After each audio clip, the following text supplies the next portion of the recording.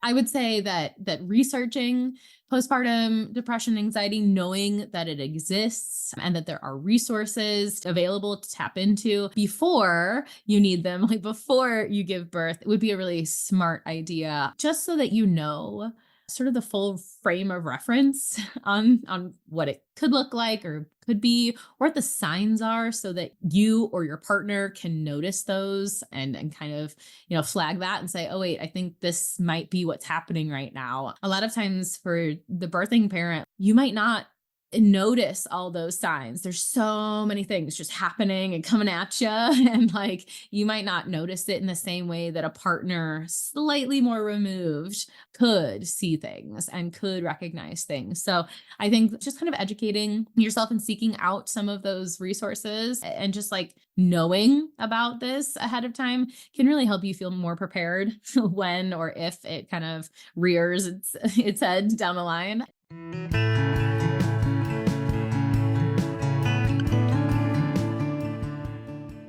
Hello and welcome back to the Outdoor Minimalist Podcast. I'm your host, Meg Carney, and I'm an outdoor and environmental writer and author of the book, Outdoor Minimalist, Waste Less Hiking, Camping, and Backpacking. The Outdoor Minimalist Podcast has the goal to give listeners actionable ways to waste less hiking, camping, backpacking, and more during every step of their process. Your impact outdoors starts long before you hit the trail and goes beyond leave no trace ethics. You'll learn how to identify sustainable outdoor brands, how to ask hard questions regarding sustainability, and begin to shift and evolve your mindset to integrate minimalism into all of your outdoor pursuits.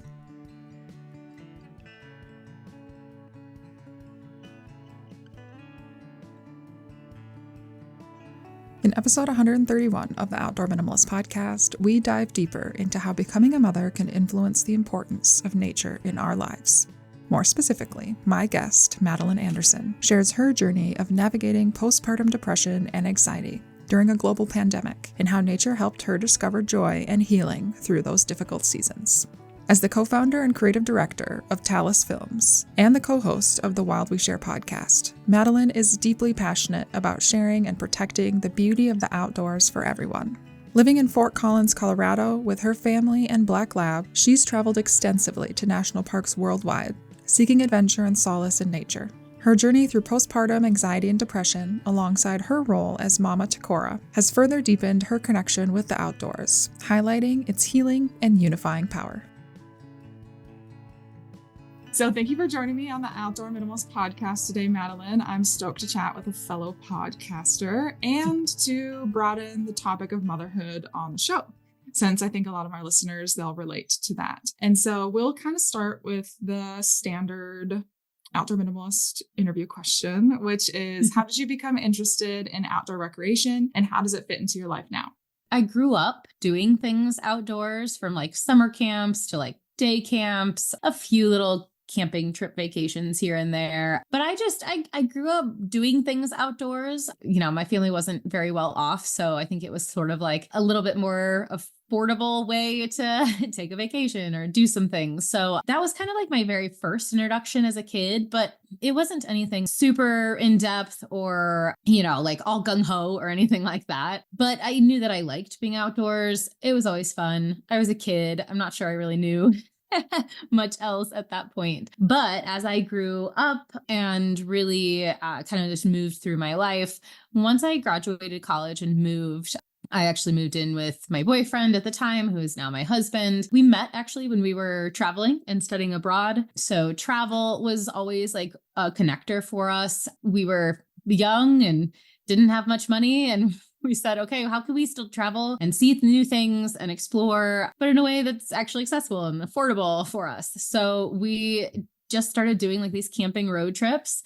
We were like, well, we've got a car and we can camp. So let's go. And one of our first trips was driving up. We were in Chicago at the time. So we drove up through Wisconsin and through the UP and through Canada and over to Niagara Falls. And then that was quickly followed on the heels of, or another trip followed on the heels of that. And we went out, we actually flew out to Denver, saw, and went to Rocky Mountain National Park, rented a car and like drove over to Grand Tetons and Yellowstone. And that really kind of kick-started this whole love of the outdoors in a deeper way.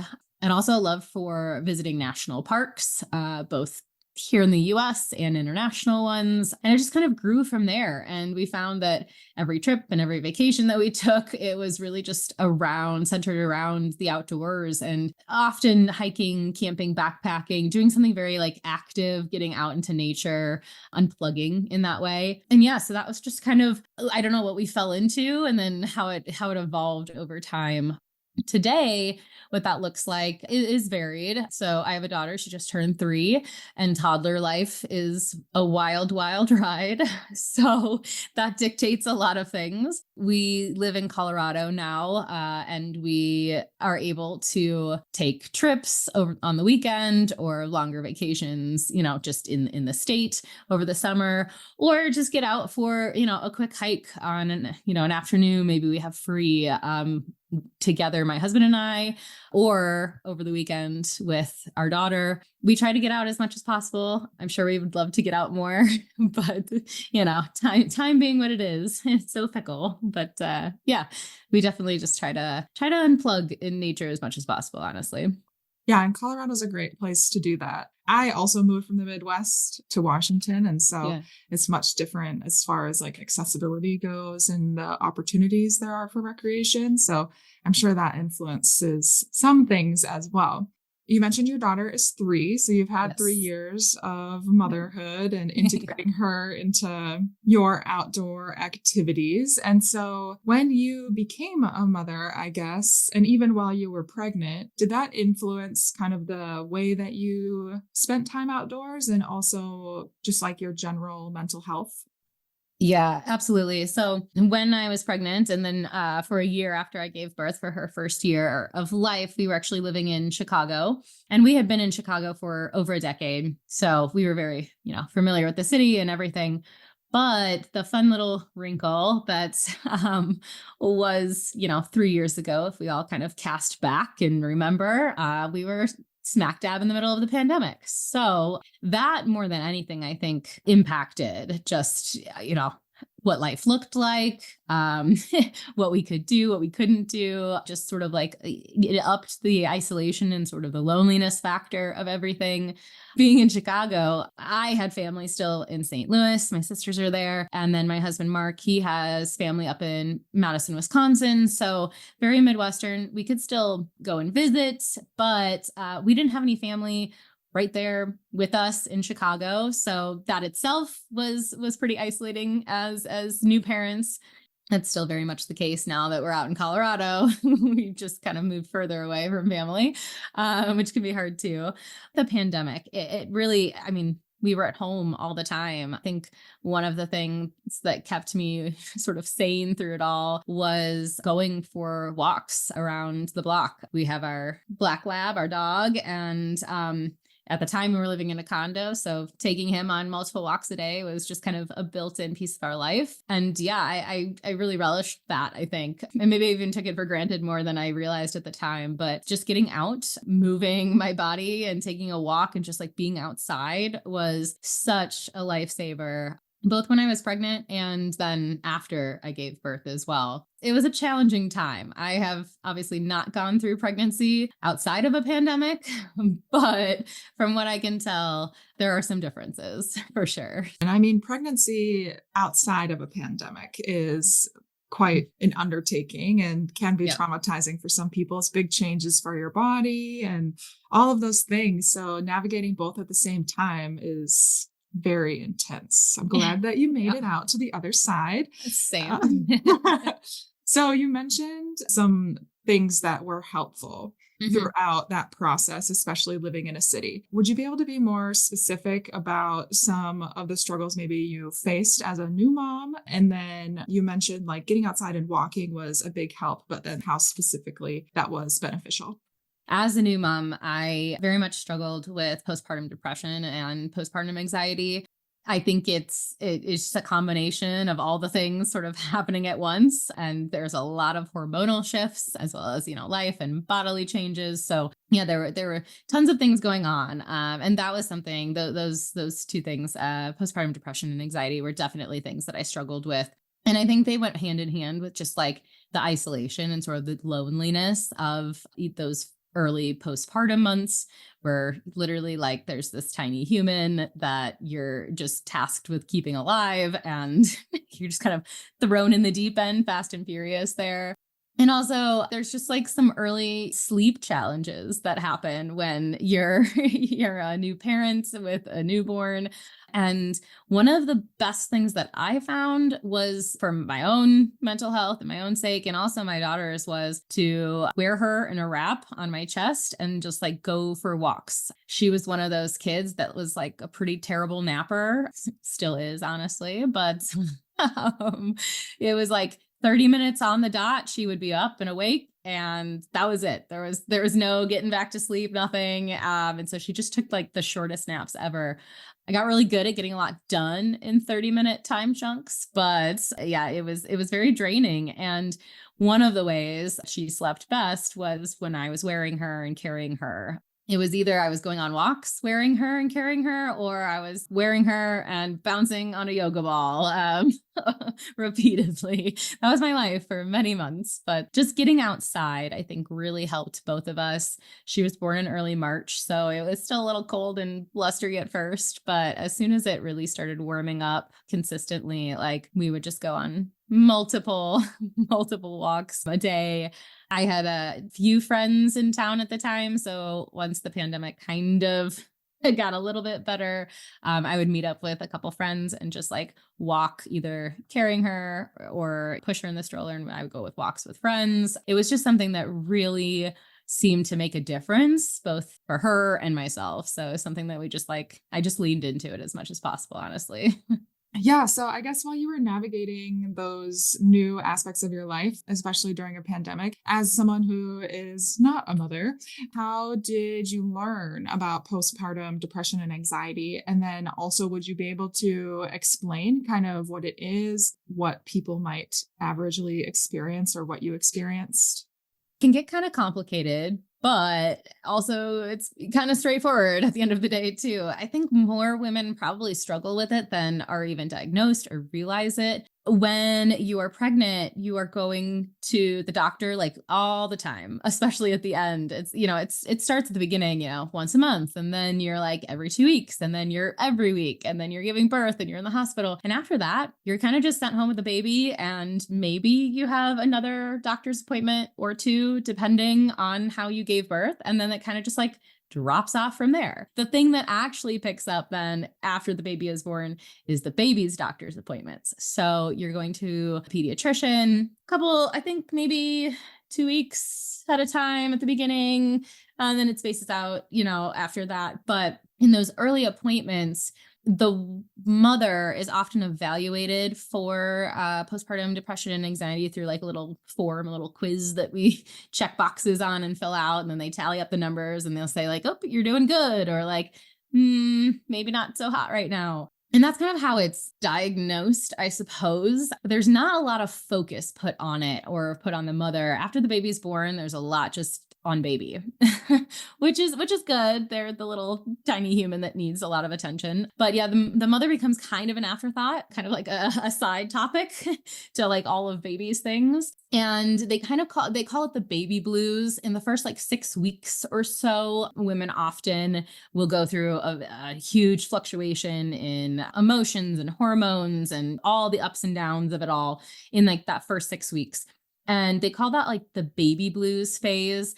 And that is not diagnosed as postpartum depression or anxiety at that point. That's kind of just an expected thing that women are going to go through. If it extends further and more, more consistently past like that 6-week mark, when there's more sort of focus or attention put on it. I think for me, if I'm remembering back correctly, it's like I think I had a 6 or an 8-week appointment with my OB. And at that point is when we kind of went through a lot of, and that was the first time I had seen my doctor since giving birth. And that's kind of the appointment where they check you out and they're like, great, you're healed up, you're ready to do all the things again, the sort of the list, like you can go back to exercising. Oh, you can have sex again, like those types of things. Just kind of check off the list. But at that appointment, that's really when I think I filled out another one of those questionnaires and my numbers came back a little high. And my doctor's like, well, all right, let's see about just like different resources to get you some additional help and assistance.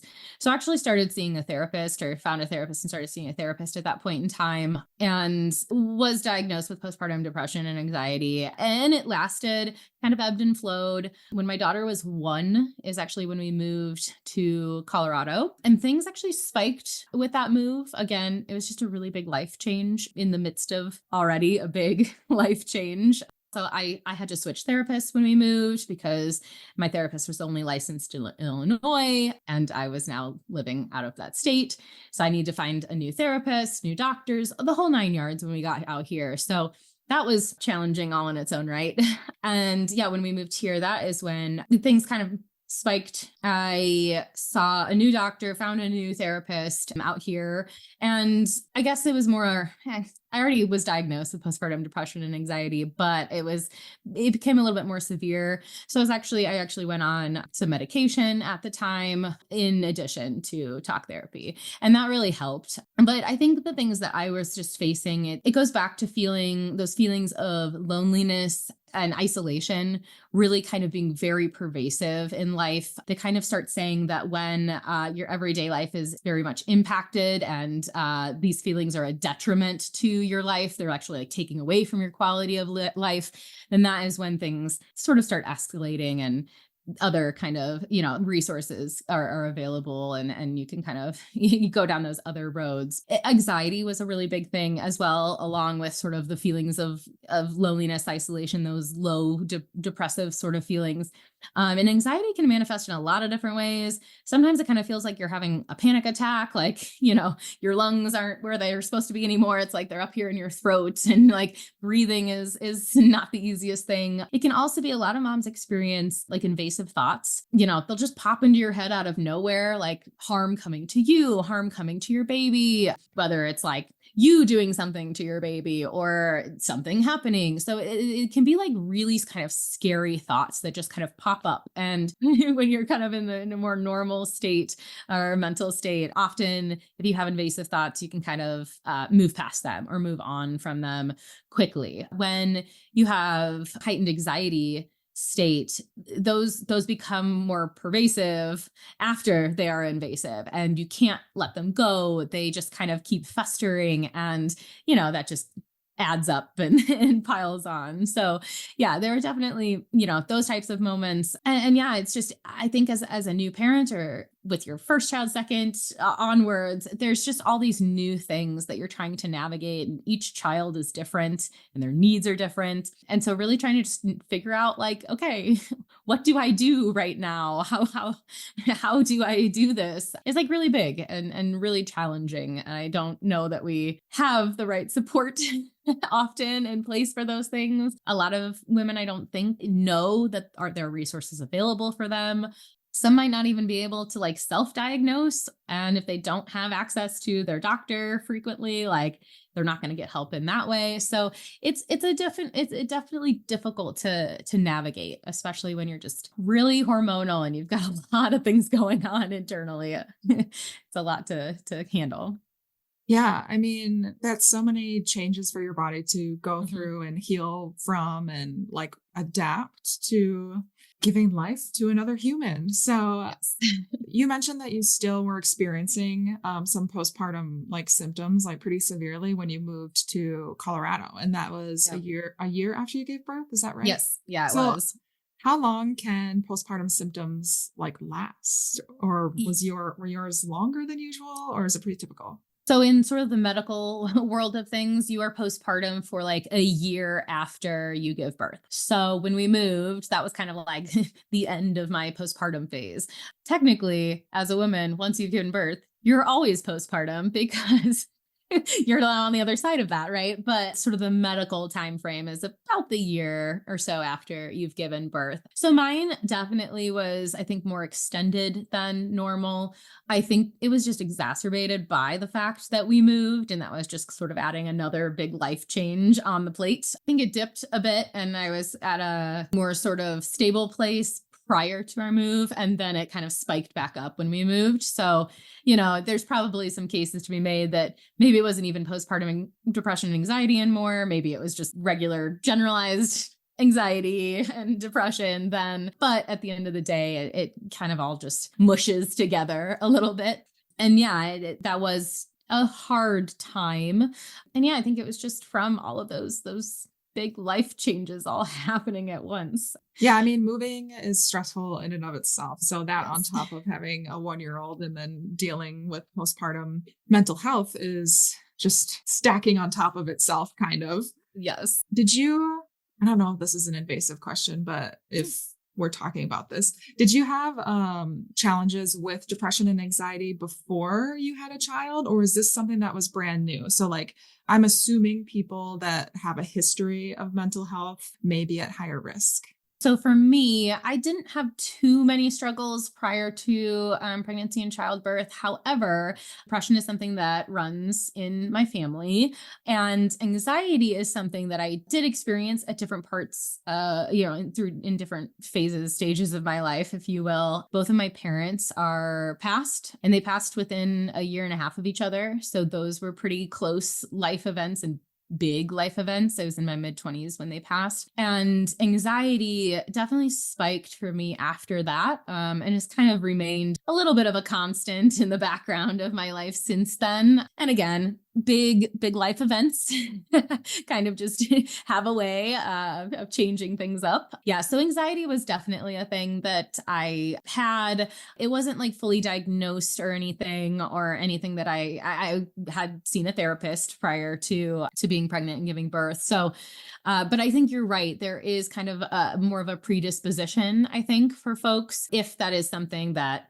pre-pregnancy, pre-childbirth, that they have had as part of their lives. I think that can definitely continue over, morph and change, and maybe look different, but continue on. I know that, if in the future I do have another child, the fact that I have had a previous experience with it will be considered and looked at with any future pregnancies I have. So it is, I think, treated similar in the sense of like, okay, I was also anemic in my 3rd trimester, and I had hypertension right at the end. And like those things will be looked at future pregnancies, as well as like just risk factors. So yeah, I do think that those pieces definitely have a way of showing back up, I think, or continuing.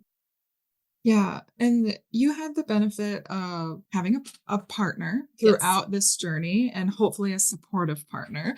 How was he able to help you through this process and support you during that time when you're experiencing these postpartum Yeah, symptoms? he was very supportive, still very much is, which I'm very lucky for that. It's hard because you are, even if you have a partner or family nearby, you're still very much alone going through a lot of the things. So I actually I breastfed for longer than I thought I was going to, honestly. And that becomes very isolating and lonely. You're up lots of times during the night. Often here's these sometimes marathon feeling, breastfeeding sessions that you're doing. And those are things that the woman really are doing by yourself. And there's not a lot that can help alleviate that. But that being said, my partner was really awesome and supportive in the months that I took off for like maternity leave. I was working for myself at the time, so I was giving myself what I could. And my husband had a couple weeks through his employer at the time. Definitely wish that could have been longer. I think he had 2 weeks, and then he took an extra week just out of his own PTO. So I think maybe he had 3 weeks total. But by the Only time 2 weeks? yeah, and that's like super typical. Like, Really? I yeah. assumed that the men that also are having children with their family would then be able to not take as long as the mother because they're not healing like physically, but Yes. obviously like be present in the home because the mother has to rest. Yes. You would definitely think so. Fortunately, I could go on probably for hours, a whole topic of its own. But the United States is actually the only, I think, I might be getting this all wrong, but the United States is like the only like established country that does not have like paid or like mandatory leave for parents. So there are different ways baked in that you can have time off, but most of the time it is unpaid. So obviously you're only going to be able to take what you can afford to take.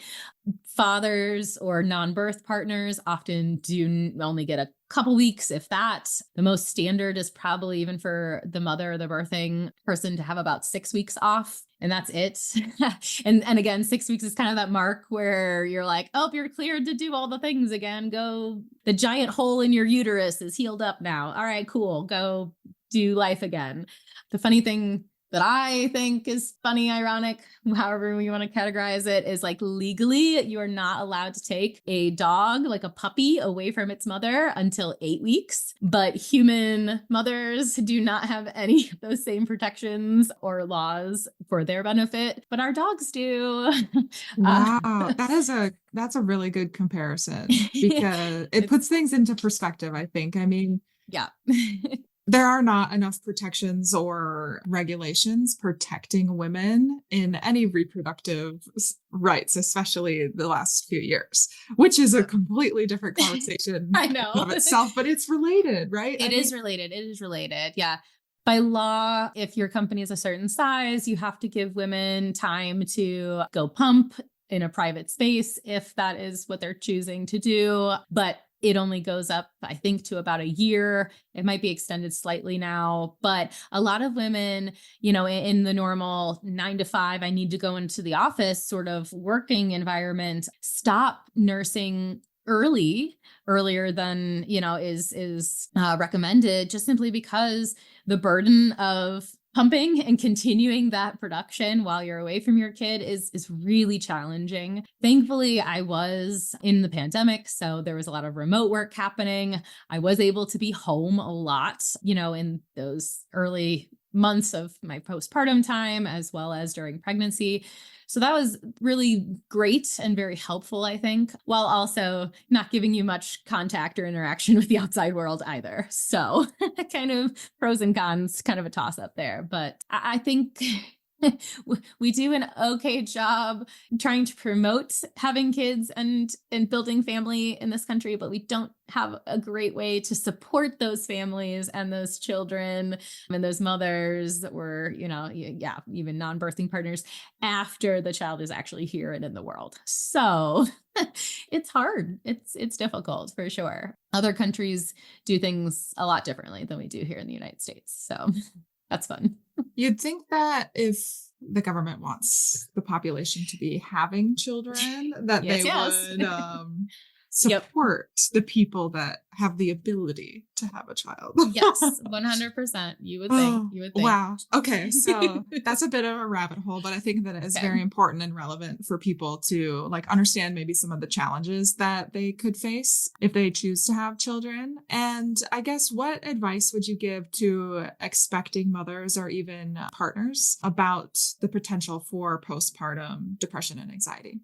I would say definitely research it, know that it exists, know that there are resources, to help as well when you're going through pregnancy, approaching, especially as first-time parents.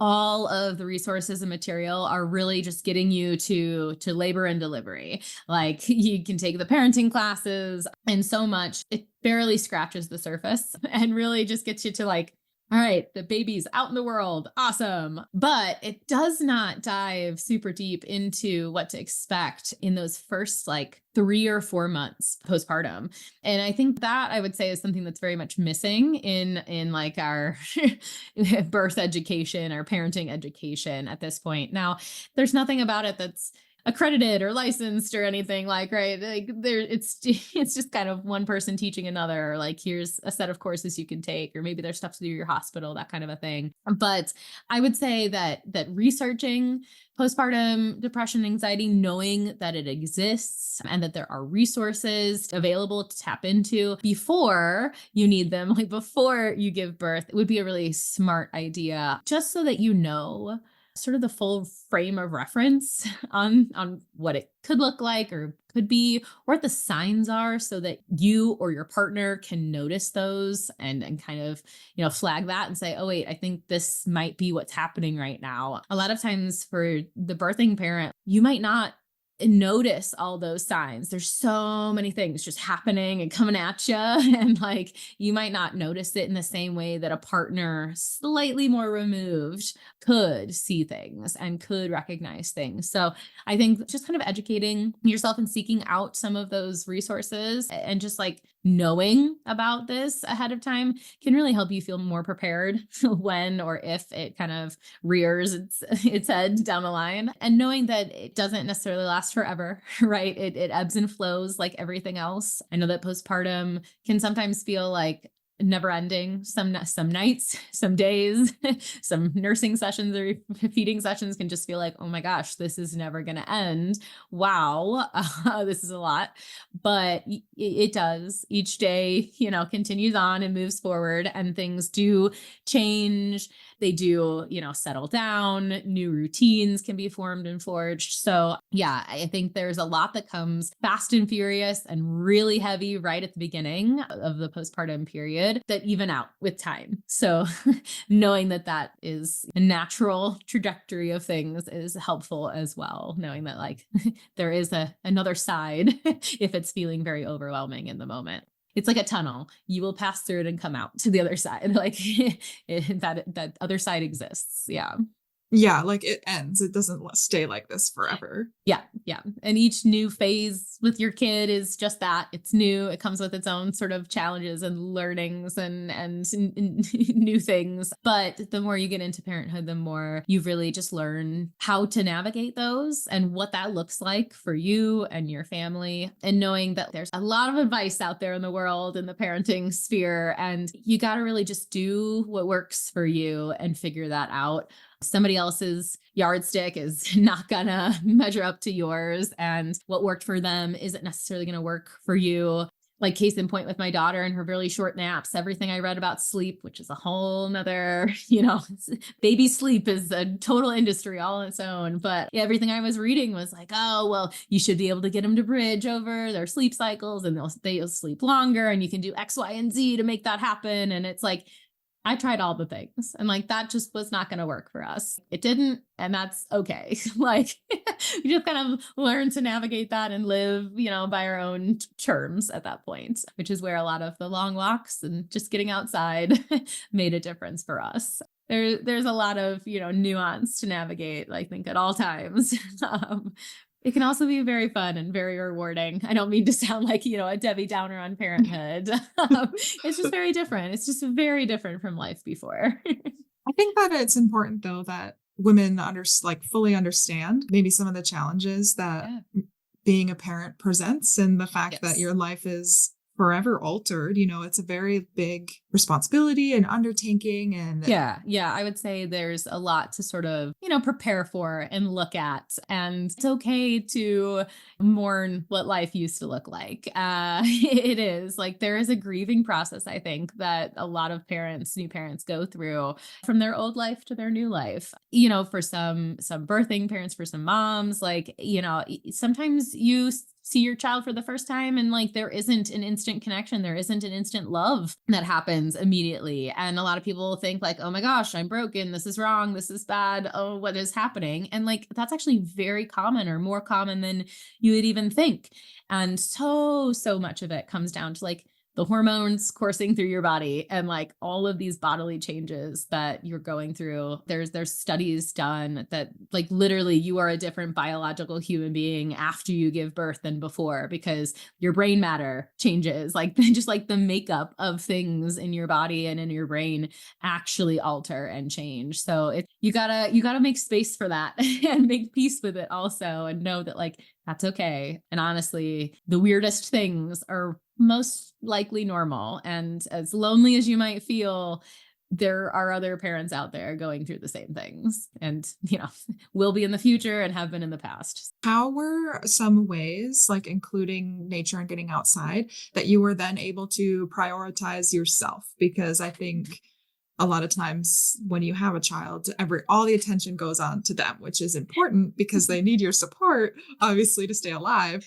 Yeah. But it's also important for, I think, people giving birth to be able to prioritize their needs so they can then carry out those functions in a higher capacity. Yeah, definitely. I think that's something that I did struggle with and probably still do. I'm not the best at, self-care and prioritizing myself. Work in progress. I know that that's a thing that I need and I like, search for and look for and make happen as much as I can.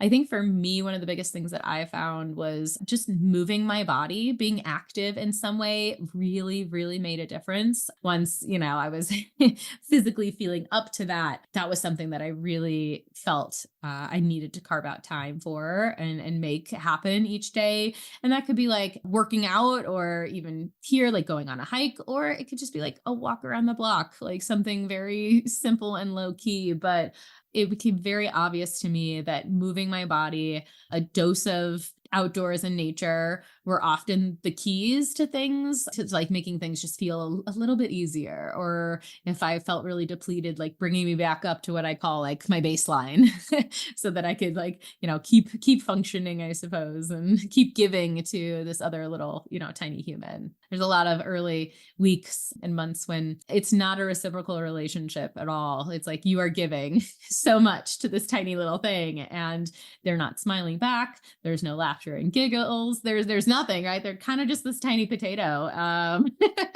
I joke all the time with my husband. It's like, we've come so far from the days where she was just like laying on a mat doing tummy time, just spitting up on the floor, like doing nothing, right? We've come so far, in 3 years from that. But yeah, there's some early times when you're like, wow, I'm giving everything and I'm not getting in return. So finding those moments, finding those ways that you feel like you can feel a bit more like yourself, making sure that you eat, like the basic things kind of go out the window first, making sure that you eat, making sure that you take a shower, just to feel like a human again. And I think that's where partners can really be very helpful and very supportive in saying, okay, give me the baby. Like you take your time. I'm on, baby duty now or whatever it is, taking turns and making some of that load feel more balanced, whether that's during the day or overnight, however that looks for each family. But I think that's where having a support system in some way, shape or form is very helpful in those early postpartum days, especially.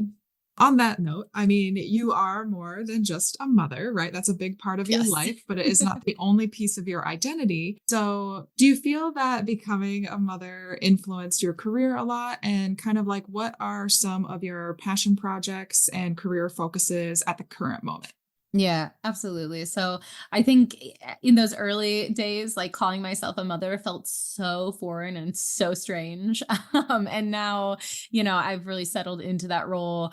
I love being a mom. I love having that as part of my identity. And like you said, I am more than just a mom. And that was something that was very critical to me to be able to like hold on to and keep, maybe find again over the years if things have felt sort of lost in the shuffle, and will probably be an ongoing thing as my daughter grows and everything. But for me, I'm a very creative person. I have a creative background in theater. I love performing. I love stepping into the shoes of another character. I love storytelling. A lot of my work really revolves around that. I co-own a video and film production company. That work has morphed and shifted and changed over the years, but it's very much catered towards telling the stories and elevating the voices of people we don't hear from enough, especially when it comes to outdoor inclusivity and advocacy and inclusion and accessibility.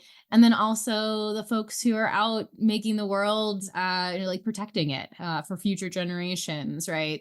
So conservation stories, environmental stewardship stories, work like that, I think really fills me up. I love combining storytelling and the creative aspects of my skill set with my passions for the outdoors and just how wonderful, those spaces can be. So that's really where life has sort of like guided me. I do think becoming a mother has influenced a lot of my career choices to date, just because there's sort of this idea and maybe it's my just getting older and my age as well, but it's this idea of like legacy. Like what am I here doing and what am I going to leave behind? How am I making a difference? How am I making an impact that is positive and beneficial for other people? And I think a lot towards my daughter and like, what world are we leaving behind for her generation? And what is that going to look like? So a lot of those thoughts, I think, have sort of come up and become a lot stronger as a mother.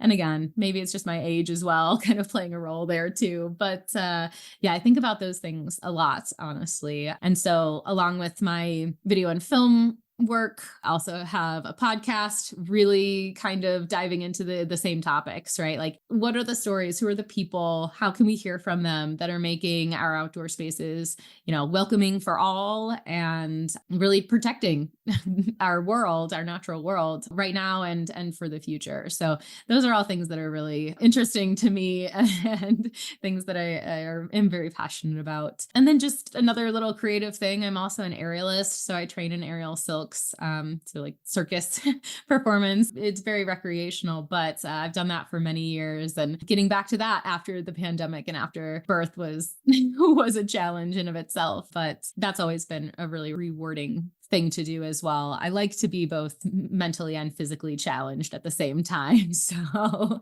I seek that out often. Wow, yeah, I love that. I have followed your production stuff now for a little while, and Yeah. I love the focus, and it makes so much sense that you'd want something to make sure that your daughter has a lovely world to live in as she ages. Oh, and the aerial stuff, I tried that once. It's so hard. I mean, I wish I had like a studio in the area. It was very fun, but it is what a challenge indeed. Very much so. Yeah. And I have been struggling with that when I got back to it after postpartum. The strength, for one, like I lost a lot of strength and gaining that back. But I also experienced some anxiety around that I had never had before. I mean, a lot of the tricks and skills, I mean, like you'll climb up to a height and sort of do things working at a height and off the ground. And I had extra anxiety around that I did not expect. And my instructor at the time told me, it's like, well, that's pretty common in postpartum because like you literally have another human relying on you. And so now your risk factors, when you're putting your own self at risk, become even more prevalent. So like you start thinking about them more. It's like, what if something happens to me? Like, what's the ripple effect of that? So yeah, there's different, layers to it all, but yeah, it's been interesting to navigate all of the things postpartum, but also fun. It teaches me a lot about like who I am and what matters to me. I think parenthood really helps put priorities in perspective. There's only so many hours in a day. So it really starts to narrow that down and whittle it down to what really matters. So it's been a fun ride. Wow. Yeah. Those are a lot of really good insights and like reminders, I think, as people may be entering motherhood or considering those aspects of being a parent. And I just want to thank you for sharing. I mean, it can probably be a little bit of a vulnerable place, but it's such an important conversation, I think, for people to know that it's like normal to experience these things and there are resources available. But I guess with that, how can listeners learn more about you, your filmmaking, other productions, and the Wild We Share podcast? You can learn more about both of those pieces. So my production company is called Talus Films, and you can check out our website, www.talusfilms.com. And then the podcast is called The Wild We Share, and that is at www.thewildweshare.com. And both of those, they overlap a lot in their themes and obviously just different pieces of content. So one is very visual, and then the other is, obviously audio based, but very purpose-driven work, very much tailored towards the outdoors. How can we each do our little parts to make a difference and make the world a little better and brighter? Thanks for listening. And if you like what you hear, let me know. Leave a review and be sure to subscribe so you never miss an episode. You can find us on Instagram at outdoor.minimalist.book, on YouTube, or subscribe to our weekly newsletter at theoutdoorminimalist.com. For even more updates, other educational resources, and to help build an outdoor community with the shared goal to create a better outdoor space as we recreate.